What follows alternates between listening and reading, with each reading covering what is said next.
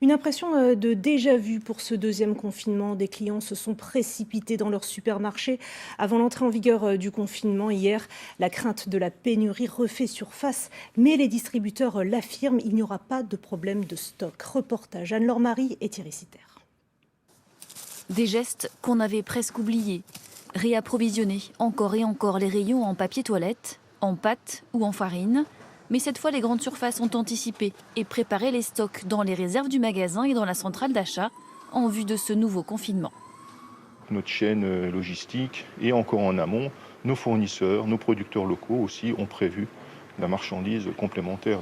Le moulin de Hurtigheim fait partie des fournisseurs de cette grande surface.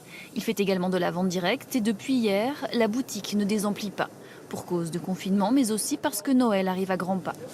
Surtout en prévision des petits gâteaux, des bretelles pour Noël. Je ne viens pas spécialement à cause du confinement. J'ai constaté que les gens sont devenus un peu fous. Tu peux aller où tu veux, il n'y a plus rien. En mars, le moulin s'était fait surprendre par l'affluence et avait dû fermer 2 jours pour reconstituer les stocks. Pas cette fois.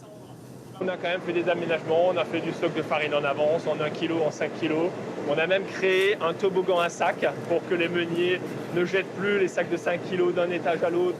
Le moulin reste ouvert durant le confinement, comme tous les commerces alimentaires. À Truchtersheim, à l'ouverture, pas de cohue, plutôt la clientèle habituelle qui préfère venir en semaine.